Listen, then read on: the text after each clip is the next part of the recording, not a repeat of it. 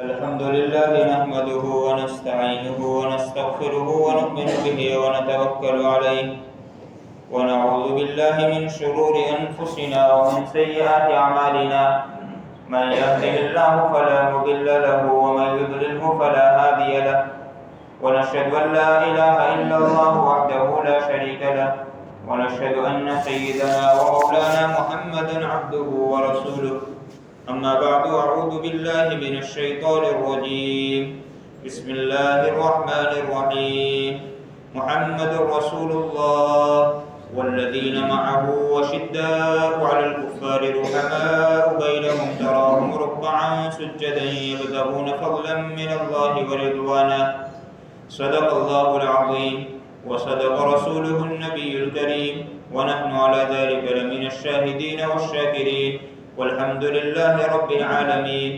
قالوا سبحانك لا علم لنا إلا ما علمتنا إنك أنت العليم الحكيم. رب اشرح لي صدري ويسر لي أمري واحلل عقدة من لساني يفقهوا قولي.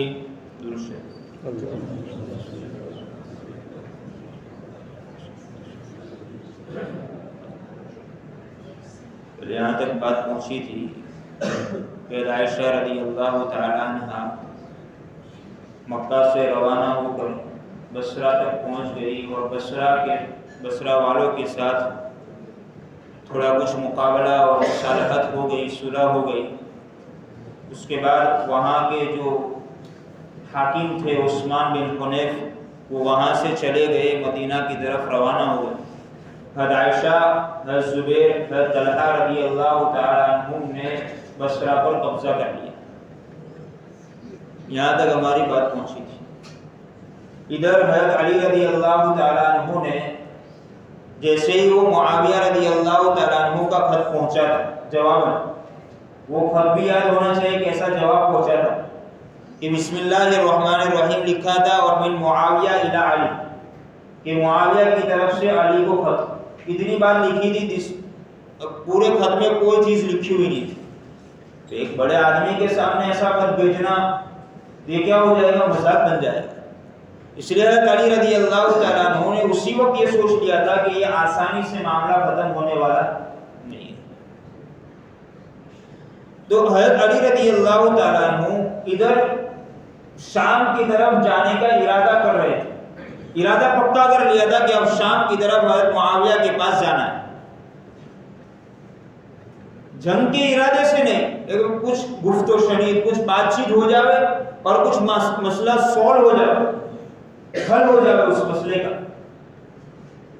اس لیے جانا چاہتے تھے. لیکن دوسری طرف ان کو یہ خبر ملی کہ وہاں پر حضرت عائشہ رضی اللہ تعالیٰ عنہ، حضرت طلحہ اور زبیر نے اس طرح کی عہد شکنی کی ہے. اور وہاں پر عثمان بن حنیف وہاں سے نکل کر یہاں آ گئے اور وہاں پر حضرت عائشہ، طلحہ اور زبیر نے رضی اللہ تعالیٰ عنہ انہوں نے بصرہ پر قبضہ کر لیا. جیسے یہ خبر ملی فوراً شام کا ارادہ ملتوی کر دیا اور ادھر کا رخ کر لیا، یعنی عراق کی طرف.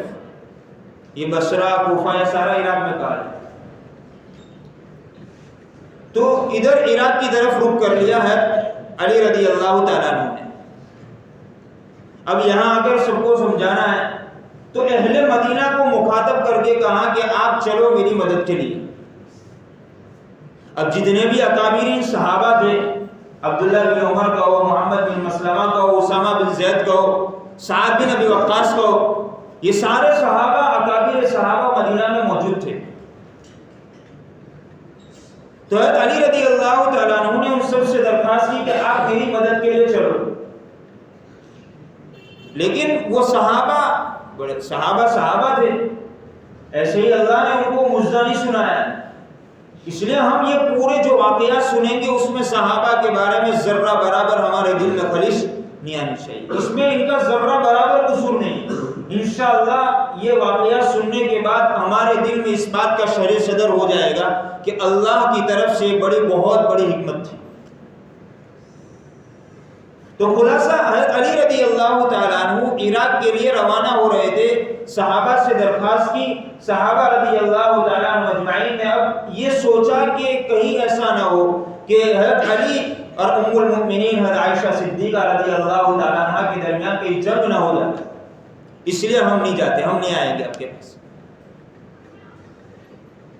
سعد بن ابی وقاص نے کہا کہ آپ مجھے ایسی تلوار دیجئے جو مسلمان اور کافر کے درمیان کام آ جائے، مجھے ایسی تلوار نہیں چاہیے جو دو مسلمان کے درمیان جنگ کراوے، ایک مسلمان دوسرے مسلمان پر چلاوے، وہ تلوار مجھے نہیں چاہیے، اس لیے میں آپ کے ساتھ آپ کی مدد کے لیے نہیں آ رہا۔ اس کے بعد عبداللہ بن عمر رضی اللہ تعالیٰ عنہما انہوں نے بھی کہا کہ میں آپ کو خدا کی قسم دیتا ہوں کہ آپ مجھے اس بات پر مجبور نہ کرے جس بات کو میرا دل نہیں چاہتا ہے۔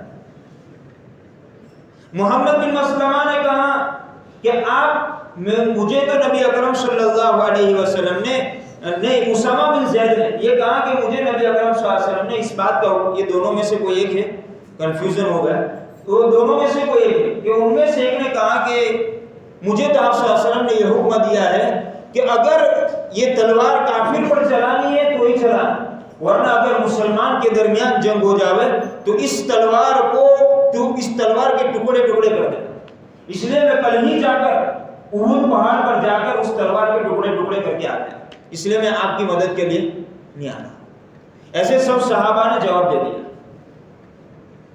جیسے ہی وہ مالک اشتر نخعی جو اس میں بہت آگے تھا، جیسے ہی اس کو معلوم ہوا کہ صحابہ نے اس طرح کی گفتگو حضرت علی رضی اللہ تعالیٰ عنہ سے کی ہے، تو فوراً حضرت علی رضی اللہ تعالیٰ عنہ کے پاس گیا اور کہا کہ آپ کیوں ان کو قید نہیں کر لیتے؟ حالانکہ یہ صحابی بھی نہیں ہے، مالک اشتر نخعی، لیکن ان کو قید کرنے کو کہہ رہا ہے، آپ ان کو صحابہ کو قید کیوں نہیں کر لیتے؟ حضرت علی کو یہ کہہ رہا ہے رضی اللہ تعالیٰ عنہ۔ حضرت علی رضی اللہ تعالیٰ عنہ نے بھی بڑا عاقلانہ عقل مندانہ جواب دیا کہ میں ان کی رائے کے خلاف ان کو مجبور کرنا نہیں چاہتا۔ چنانچہ جتنے آئے اتنے لے کر روانہ ہونے کے لیے نکلے، لیکن اب انہوں نے یہ سوچا کہ کیوں نہ ہم بصرہ سے امداد مانگے، بصرہ والوں سے۔ روانہ تو وہاں سے روانگی ہو گئی، لیکن انہوں نے حضرت علی رضی اللہ تعالیٰ عنہ نے یہ سوچا تھا کہ حضرت طلحہ، ان کو تو ابھی یہی معلوم ہے کہ حضرت طلحہ اور زبیر رضی اللہ تعالیٰ عنہ ابھی وہاں پر پہنچے نہیں ہیں، خالص قبضہ ہوا ہے۔ قبضہ کا مطلب یہ نہیں کہ کوئی کرسی پر بیٹھ جائے تو ہی قبضہ ہوگا، جیت جائے تو قبضہ ہو گیا۔ لیکن حضرت علی رضی اللہ تعالیٰ عنہ نے سوچا کہ ابھی حضرت زبیر اور طلحہ رضی اللہ تعالیٰ عنہما یہ وہاں پر بصرہ تک نہیں پہنچے ہوں گے، اس سے پہلے میں وہاں پر پہنچ جاؤں۔ لیکن جیسے ہی وہ ذی قار نامی ایک جگہ کا نام ہے، وہاں پر پہنچے تو ان کو معلوم ہوا کہ طلحہ اور زبیر رضی اللہ تعالیٰ عنہ وہاں پر پہنچ گئے ہیں مجھ سے پہلے بصرہ۔ اب بصرہ والوں سے کچھ بات چیت ہوئی، لیکن اس وقت اس سے پہلے انہوں نے حضرت علی رضی اللہ تعالیٰ عنہ نے یہ سوچا کہ کیوں نہ میں کوفہ والوں سے مدد مانگوں، کوفہ والوں سے امداد کی مجھے یہ ہے، اس لیے کہ کوفہ یہ مال و زر سے بھی بھرا ہوا ہے اور وہاں کے لوگ میری مدد بھی کریں گے، وہاں پہ مددگار بھی مل جائیں گے، اس لیے اب وہ کوفہ والوں سے مدد مانگنے کے لیے انہوں نے روانہ کیا دو آدمی، محمد بن ابی بکر اور محمد بن جعفر رضی اللہ تعالیٰ عنہ، دونوں کو روانہ کیا حضرت ابو موسیٰ اشعری کے پاس جا کر۔ لیکن حضرت ابو موسیٰ اشعری وہاں کے جو کوفہ والے تھے، وہ کوفہ والے حضرت ابو موسیٰ اشعری کے علاوہ کسی کو حاکم ماننے کے لیے تیار نہیں تھے، نہیں ہم ان کے خلاف حضرت عائشہ اور زبیر اور طلحہ کے خلاف مدد بھی نہیں کریں گے، اور حضرت ابو موسیٰ اشعری جو کہیں گے وہی کریں گے۔ چنانچہ وہ لوگ واپس آ گئے۔ اس کے بعد دو آدمی اور بھیجے، مالک اشتر نخعی اور عبداللہ بن عباس، ان دونوں کو بھیجا، وہ دونوں بھی ویسے کے ویسے واپس آئے۔ تیسری مرتبہ عمار بن یاسر رضی اللہ تعالیٰ عنہ اور ان کے ساتھ ایک اور صحابی کو بھیجا، ایک اور آدمی کو بھیجا۔ اس وقت حضرت ابو موسیٰ چار قاصد آ گئے تو حضرت ابو موسیٰ اشعری نے سوچا کہ اب قوم کا ذہن بنانا پڑے گا، کہیں ایسا نہ ہو کہ ان کی باتوں میں آ کر وہ عائشہ اور زبیر اور طلحہ کے خلاف لڑنے کے لیے نکل جائیں۔ اس لیے حضرت موسیٰ اشعری نے پوری قوم کو جمع کیا اور خطبہ دے رہے تھے. اسی وقت یہ عمار بن یاسر اور وہ ایک آدمی جو ان کے ساتھ تھے وہ دونوں پہنچ گئے. حضرت موسیٰ اشعری لوگوں کو مخاطب کر کے کہہ رہے کہ میری بات مانو، یہ وہی لڑائی ہے، وہی معرکہ ہے جس کے بارے میں نبی اکرم صلی اللہ علیہ وسلم نے منع فرمایا، جس کے بارے میں اللہ کے رسول صلی اللہ علیہ وسلم نے ہم کو تنبیہ فرمائی تھی کہ وہی فتنہ ہے کہ جس میں بیٹھنے والا کھڑے رہنے والے سے بہتر ہے. اللہ نے ہم سب کو بھائی بھائی بنایا ہے، اللہ نے ہم سب کو بھائی بھائی بنایا ہے. ہم میں سے ہر ایک کا جان اور مال ایک دوسرے پر حرام قرار دیا ہے. اس لیے ہم اس بات سے بچ جاوے. تو تمام لوگ اس بات پر متفق ہو گئے کہ ہم نہیں جائیں گے. ہاں، عمار بن یاسر کے ساتھ امام حسن تھے، حضرت علی رضی اللہ تعالیٰ عنہ کے بڑے صاحبزادے امام حسن، یاد آیا. وہ دونوں امام جیسے ہی وہ منبر پر سے حضرت موسیٰ اشعری اترے، فوراً امام حسن اور عمار بن یاسر رضی اللہ تعالیٰ عنہ فوراً منبر پر چڑھ گئے اور انہوں نے لوگوں سے مخاطب ہو کر حضرت علی رضی اللہ تعالیٰ عنہ کی خلافت کے حقدار ہونے کو اور حضرت طلحہ اور زبیر رضی اللہ تعالیٰ عنہ کی جو عہد شکنی کہ وہ بیعت ہونے کے بعد بھی انہوں نے حضرت علی رضی اللہ تعالیٰ عنہ کے فیصلے کے خلاف کام کیا، یعنی عہد شکنی کی، وہ ساری چیزیں بدلائی. اب ہم اس نیت سے آئے ہیں کہ مسلمانوں کے درمیان اصلاح ہو جائے، مسلمان آپس میں مل کر کام کرے اور نظام حکومت کو مضبوط کرے. ہم اس نیت سے آئے اور حقیقت میں وہ نیت ہے. اس لیے کہ آج کا عام آدمی جو بہت بڑا اللہ والا ہو وہ جھوٹ نہیں بول سکتا، تو وہ تو اللہ والوں کے اللہ والے ہیں. آج کے اکابر کے بھی اکابر تھے، وہ صحابہ. اللہ کے رسول صلی اللہ علیہ وسلم حدیث میں فرماتے کہ ہم پوری دنیا مل کر بھی خرچ کر لے، یعنی ہمارے پاس پوری دنیا آ جائے اور ہم پوری خرچ کر لے، پھر بھی صحابہ کے گھوڑے کے خون کے نیچے سے جو غبار چل اڑتا ہے اس غبار تک بھی ہمارا ثواب نہیں پہنچ سکتا. صحابہ کی اتنی فضیلت ہے. اس لیے بات سے کہاں چلے، حضرت طلحہ اور زبیر انہوں نے عہد شکنی کیے، ہم لوگوں کے درمیان اصلاح کرنا چاہتے ہیں. اب اس میں بعض لوگ ایسے تھے، اب اس تقریر کے بعد دو گروہ ہو گئے، دو جماعت ہو گئی. ایک جماعت اس میں قعقاع بن عمرو، وہ بااثر شخصیت تھی. اب کوئی آدمی باہر سے آتا ہے بات کرتا ہے لیکن اس کی بات اتنی مانی نہیں جاتی. اب اندر کا آدمی کہے گا بھائی ہاں یہ بات کہہ رہا ہے، تاکید کرتا ہے، تو پھر وہ اندر کے کہنے والے کی وجہ سے وہ لوگ مان لیتے. تو قعقاع بن عمرو جو کوفہ کا ہی تھا، کوفہ کے ہی تھے، انہوں نے لوگوں کو سمجھایا کہ ہمارا حاکم جو ہے وہ بڑا سچ کہہ رہا ہے، لیکن ہمیں یہ بھی دیکھنا ہے کہ جب تک نظام حکومت قائم نہیں ہوگا، ایک آدمی حاکم نہیں بنے گا، تب تک ظالم کو اس ظالم سے انتقام اور مظلوم کو اس کا انصاف کیسے دلا سکتے ہیں. اس لیے سب سے پہلے کیا کرنا پڑے گا، نظام حکومت قائم کرنا پڑے گا، اس کے بعد یہ ہوگا. اور نظام حکومت ہم جب تک بیعت نہیں کریں گے تب تک ہوگا نہیں. اس کے علاوہ سیحان بن سوحان نام تھا، انہوں نے بھی یہ اسی طرح تقریر کی. تو اب کوفہ والوں میں 9000 لوگ تیار ہو گئے حضرت علی رضی اللہ تعالیٰ عنہ کی مدد کے لیے. خالص دو تقریر کی وجہ سے زبان کی اللہ نے کتنی طاقت دی ہے، صرف چند بول بولے لیکن وہ لوگ اس پر کیا ہو گئے، تیار ہو گئے. چنانچہ کوفہ سے 9000 کا مجمع وہاں پر پہنچ گیا. اس کے بعد میقات جہاں پر علی رضی اللہ تعالیٰ عنہ رکے تھے، اب وہاں پر سے حضرت علی رضی اللہ تعالیٰ عنہ جب وہ لوگ آ گئے تو حضرت علی نے یہ سوچا کہ یہیں پر سے ہم مقابلہ نہ پیش آئے، اس لیے یہیں پر سے ہم یہ سوچیں کہ بھائی تو آدمیوں کو بھیج دے وہاں پر اور مصالحت کی کوشش کریں. مصالحت سمجھتے بھائی صلح کر لے، آپس میں ہمارا آمنا سامنا نہ ہو، اس سے پہلے ہم کیا کر لیں، صلح کر لیں. جو یہی شخص جو کوفہ سے آئے تھے قعقاع بن عمرو، بڑے خوش بیان تھے، سامنے والا ان کی باتوں سے پگھل جاتا، اتنی اچھی بات کرتے تھے. چنانچہ انہی کو حضرت علی رضی اللہ تعالیٰ عنہ نے حضرت عائشہ اور طلحہ اور زبیر رضی اللہ تعالیٰ عنہ سے بات کرنے کے لیے بھیجا. اب میں یہ تینوں کا نام نہیں لوں گا، سیدھا صاحبان کہہ دوں گا، یعنی تینوں آ جائیں گے، اس میں لمبا ہو جاتا ہے بہت بڑا. تو یہ انہوں نے صلح کرنے کے لیے قعقاع بن عمرو کو بات کرنے کے لیے بھیجا. काका बिन अमरा वहां पर पहुंचे, तीनों बुजुर्गों से बात की कि आपने यहाँ आने की जो तकलीफ फरमाई है उसका मकसद क्या है, कितनी अच्छी बात कर रहे हैं। सोचे हम ये तो अगर हम जाते थे भाई वो तलवार लेके खड़ा है, भाई क्यों आया आप यहाँ पर, वो बात नहीं। नरम मिजाजी से जितना काम होता है उतना सख्त मिजाजी से काम नहीं बनता। सख्त मिजाजी से काम क्या होता है, बिगड़ता है। इसलिए हम सब में वो लाने की जरूरत है। तो काका बिन अमरा ने बड़ी अच्छी तरीके से बात की। उन्होंने, तीनों बुजुर्गों ने जवाब दिया कि हमारा तो मकसद ये है कि इस्लाह बैनुल मुस्लिमीन और अमल बिल कुरान, कि मुसलमानों के दरमियान इस्लाह हो जाए और कुरान पर अमल हो जाए। तो आप, उसके बाद काका बिन अमरा ने कहा कि आपने उसके लिए क्या प्लान बनाया, क्या तजवीज आपने, क्या मंसूबा तजवीज किया है। तो आयशा, तीनों बुजुर्गों ने जवाब दिया कि कातिलान उस्मान से किसास लिया जावे। अगर कातिलान उस्मान से किसास नहीं लिया गया तो कुरान की एक आयत पर अमल छोड़ना होगा, और ये जायज नहीं, तर्क कुरान जायज नहीं है, अमल बिल कुरान करना।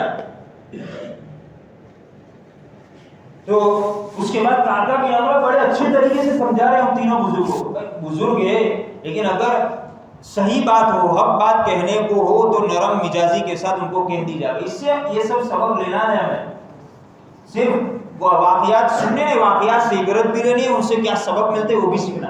तो काका बिन अमरा ने उन तीनों बुजुर्गों को समझाया कि आप अकेले अकेले वो काम करेंगे, किसास लेंगे, आप खुद उसको अपने हाथों में ले लेंगे तो आपसे बन नहीं पड़ेगा। आप एक काम करो, हर अली के झंडे के नीचे आ जाओ रदी अल्लाह ताला। फिर अली रदी अल्लाह ताला अन्हु वो भी किसास के लिए तैयार है, लेकिन वो कब तैयार है कि निजाम हुकूमत बिल्कुल मजबूत हो जाए उसके बाद।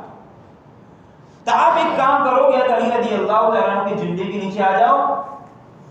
मैं आपको एक मिसाल देता हूं, उन्होंने, काका बिन अमरा ने कहा कि मैं आपको एक मिसाल देता हूं कि आपने गिरफ्तार किया, जैसे बसरा में आकर उन्होंने फौरन कातिला ने उस्मान को गिरफ्तार किया था और कैद कर दिया था, बाज लोगों को कत्ल कर दिया था।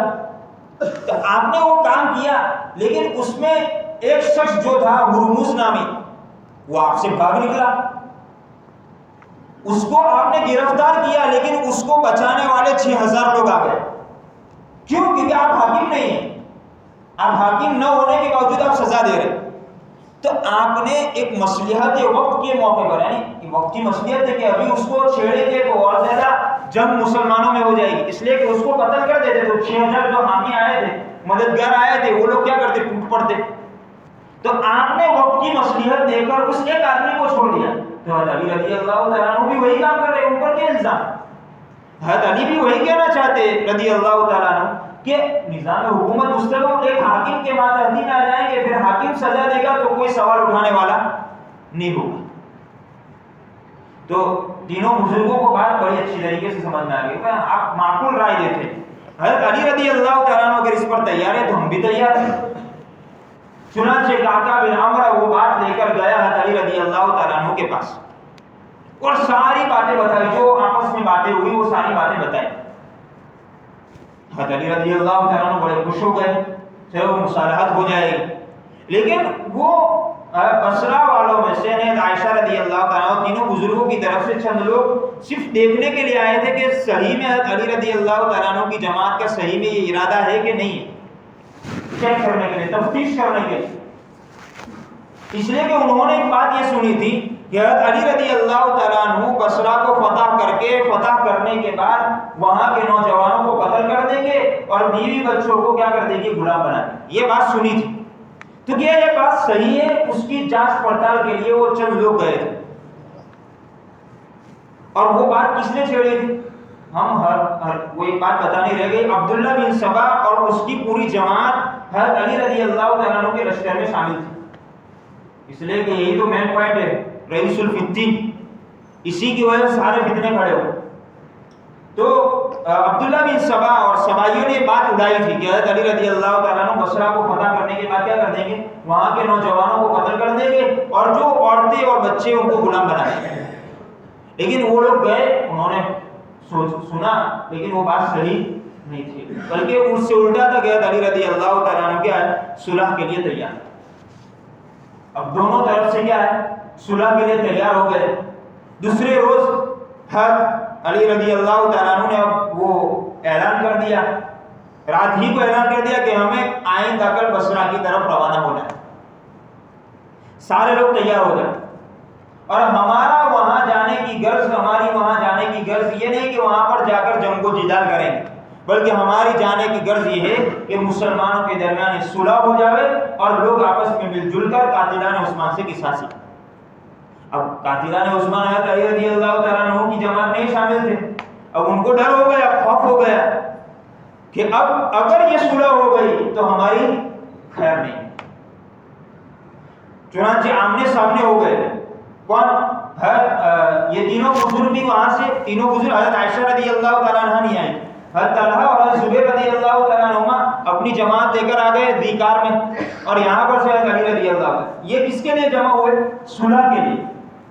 لیکن 3 دن تک کوئی بات نہیں ہوئی، پھر اگلے دن مصالحت کی باتیں ہوئی اور اتنے قریب ہو گئے کہ جیسے یہ ان کے گھوڑے کا یہ جو ہے گردن وہ ان کے گھوڑے کی گردن سے مل گئی، اتنے قریب کھڑے ہو گئے چاروں، حضرت علی رضی اللہ تعالیٰ عنہ اس طرف اور وہ دونوں صاحبان اس طرف، اتنے قریب کھڑے ہو گئے تاکہ مصالحت کی اور صلح کی بات ہو جائے۔ چنانچہ حضرت علی رضی اللہ تعالیٰ عنہ نے ساری باتیں شروع کر دی، لیکن حضرت طلحہ رضی اللہ تعالیٰ عنہ نے کہا کہ نہیں، آپ، مجھے ایسا لگتا ہے کہ آپ قاتلان عثمان میں شریک تھے، نعوذ باللہ۔ لیکن حضرت علی رضی اللہ تعالیٰ عنہ نے کہا میں تو خود قاتلان عثمان پر لعنت بھیجتا ہوں، آپ کیسی باتیں کر رہے ہیں؟ حضرت طلحہ رضی اللہ تعالیٰ عنہ کو مخاطب کر کے کہا کہ آپ کیا کہنا چاہتے؟ میں تو ان پر لعنت بھیجتا ہوں۔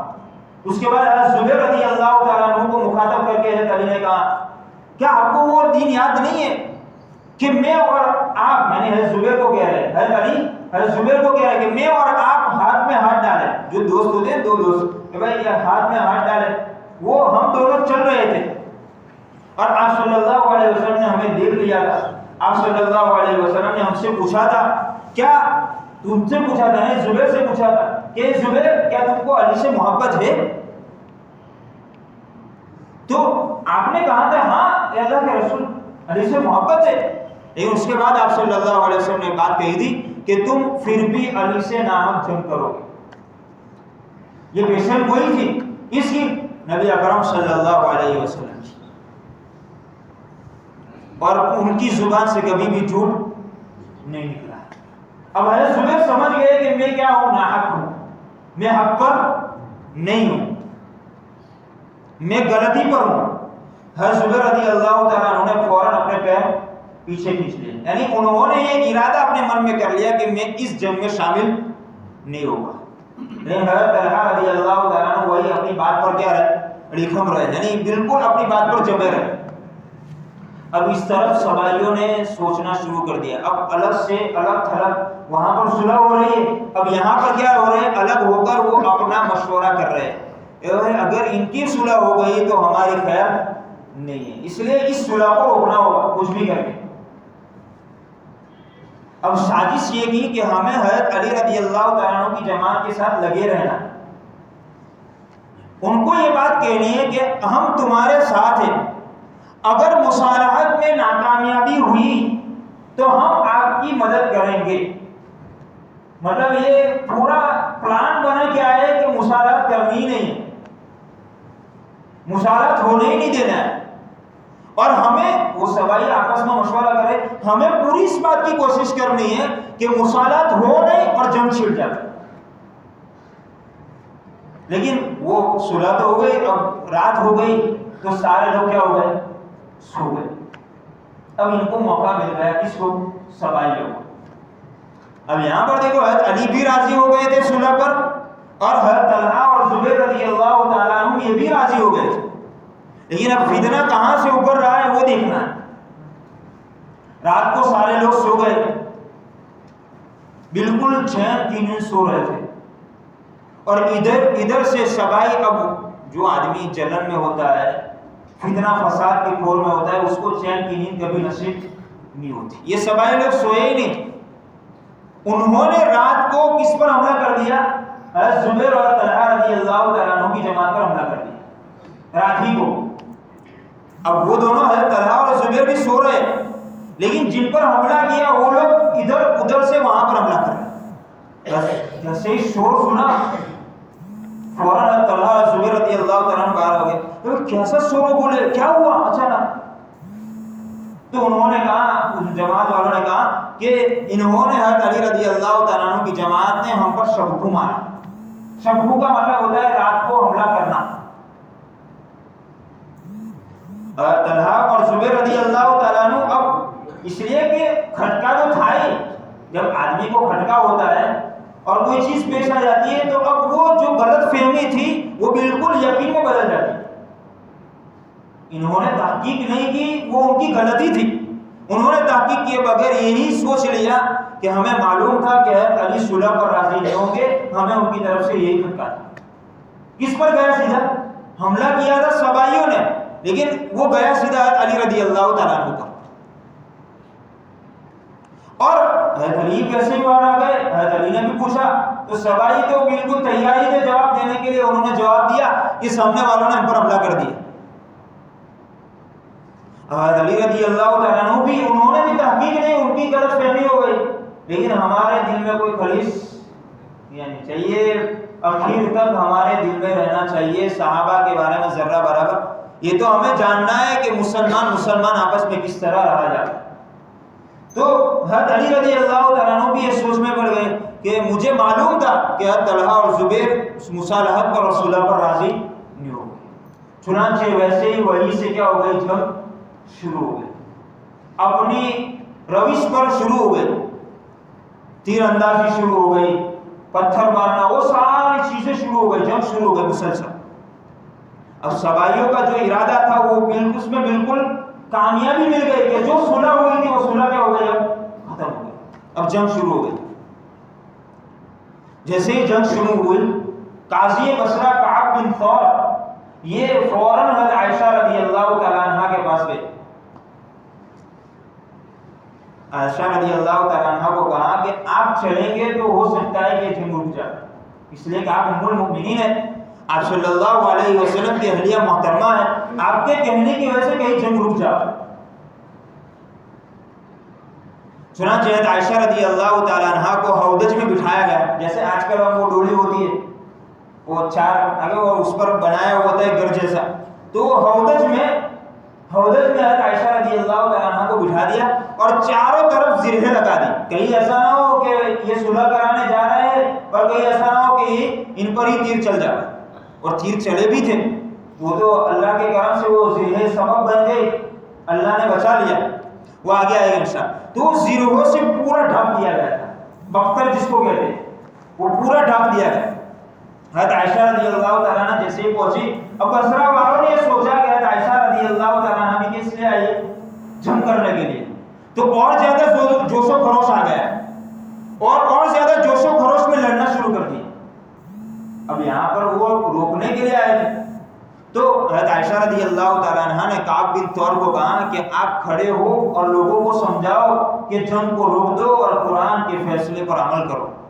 جیسے ہی کعب بن ثور کھڑے ہوئے، سبائی میں سے ایک آدمی نے تیر تاکا اور سیدھا ہی ان کے گردن پہ لگا اور وہیں پر وہ جا بحق ہو گئے۔ جو اعلان کرنا تھا وہ بھی اعلان نہیں ہوا، وہ تو بات ختم۔ اس کے بعد عائشہ رضی اللہ تعالیٰ عنہ کے ہودج پر حملہ کرنا شروع کر دی، تیر چلانا شروع کر دی۔ ان میں کوئی صحابی نہیں تھا، یہ جو تیر چلانے والے تھے نا وہ سارے سبائی جو پھر 3 لوگ تھے وہی لوگ چلانا شروع کر دیا۔ جیسے ہی لوگوں نے دیکھا بصرہ والوں نے کہ حضرت عائشہ رضی اللہ تعالیٰ عنہ نبی اکرم صلی اللہ علیہ وسلم کے حرم محترم پر تیر چلانا شروع کیے، فوراً اہل بصرہ والے اپنی جانوں کو نچھاور کرنے کے لیے تیار ہو گئے اور 70 جانبازوں نے اپنی جان کو اللہ کے پیارے کر دیا، کس لیے؟ حضرت عائشہ کو بچا، حضرت عائشہ رضی اللہ تعالیٰ عنہ کو بچانے کے لیے۔ لیکن پھر بھی رکے نہیں، ادھر سے سوچا کہ جب تک یہ اونٹ کھڑا رہے گا تب تک جنگ رکنے والی نہیں ہے۔ تو ایک آدمی کو اشارہ کیا، اونٹ کی وہاں سے اونٹ کے پیر کو کاٹ دیا تو اونٹ سینے کے بل زمین پر گر گئے۔ تو جتنے بھی جمل والے تھے یعنی اونٹ کے ارد گرد تھے وہ سارے کے سارے دور بھاگ گئے۔ حضرت عائشہ رضی اللہ تعالیٰ عنہ بھی نیچے گر گئی. اب حضرت علی رضی اللہ تعالیٰ عنہ نے ان کے بھائی محمد بن ابی بکر کو بھیجا کہ جاؤ اپنی بہن کو لے جاؤ اور ان کا علاج کرو، اگر کچھ لگا ہے اور ان کو آرام کروانے کے لیے کہیں دور لے جاؤ. تو ذرا سی ان کی کلائی پر ذرا سی تیر کی خراش آئی تھی حضرت عائشہ رضی اللہ تعالیٰ عنہ کے یہاں پر کلائی پر. اس طرح حضرت عائشہ رضی اللہ تعالیٰ عنہ یہ جنگ روکنے کے لیے آئی تھی، لیکن وہ اور جنگ بڑھ گئی. اب اور زیادہ جنگ اور تیر چلانا شروع کر دیے اور اس میں کافی لوگ شہید ہو گئے. اس میں کم از کم 10,000 مسلمان اس میں شریک ہوئے تھے اور تقریباً کئی لوگ حضرت علی رضی اللہ تعالیٰ عنہ نے دونوں فریق کی بعد میں شہادت، جتنے لوگوں کی شہادت ہوئی تھی ان سب کی نماز جنازہ بھی ادا کی. اور جتنے لوگ شہید طلحہ رضی اللہ تعالیٰ عنہ جو مین تھے وہ بھی اس میں کیا ہو گئے تھے؟ شہید ہو گئے. وہاں جا کر ان کی لاش کے پاس جا کر انہوں نے کہا اے ابو محمد انا للہ و انا الیہ راجعون. ہم تو دیکھنے بھی نہ جاؤ، ایک مسلمان دوسرے مسلمان کے ساتھ لڑا ہے تو اس کو کیا ہوا کتنا لگا کچھ معلوم نہیں. یہاں تو ہے علی رضی اللہ تعالیٰ عنہ سب کو دیکھنے کے لیے جا رہے ہیں، اس لیے کہ یہ جو تھی دل کی لڑائی نہیں تھی، اندر سے لڑائی نہیں تھی، وہ تو ایک انصاف قائم کرنے کے لیے لڑائی تھی، غلط فہمی دور کرنے کے لیے تھی. حضرت علی رضی اللہ تعالیٰ عنہ نے وہی سارا جمع کر کے وہ فریقین کے جتنے بھی شہداء ہوئے تھے ان ساروں کی نماز جنازہ پڑھائے اور اس کے بعد سارا لوگوں کے وقعات بن طور اور طلحہ رضی اللہ وہ بات ادھوری رہ گئی انا للہ و انا الیہ راجعون پڑھا اور اس کے بعد کہا کہ مجھے امید نہیں تھی کہ قریشی کو پچھاڑا جائے. اس لیے کہ طلحہ رضی اللہ تعالیٰ عنہ کیا تھے؟ قریش خاندان سے تھے اور قریش لقب ہی ایسا ہے کہ وہ ان کو بہادر مانا جاتا ہے. تو مجھے امید نہیں تھی لیکن آپ نے اس بات کو مانا نہیں. حالانکہ ان میں سے کسی کا قصور تھا، کسی کا قصور نہیں. ہمارے دماغ میں آ گیا کہ ان صحابہ میں سے کسی کا قصور نہیں تھا. یہ سارے جو جنگ چھڑی تھی وہ کنہوں نے؟ اس لیے کہ ان کو معلوم تھا کہ اگر یہ لوگ صلح پر آ گئے تو ہماری خیر نہیں ہے. اس کے بعد حضرت علی رضی اللہ تعالیٰ عنہ نے کیا کیا وہ انشاءاللہ آئندہ کل بتائیں. یہ جو جنگ کا پورا واقعہ ہوا وہ پورا جنگ جمل کہا جاتا ہے. یہ حضرت عائشہ رضی اللہ تعالیٰ عنہ نے وہ پورا اونٹ پر بیٹھ کر یہ پوری جنگ کو دیکھا اور اس پر صلح کی کوشش کی، اس لیے اس کو جنگ جمل کہا ہے. جمل کا معنی ہوتا ہے اونٹ. اللہ تبارک و تعالیٰ کا اس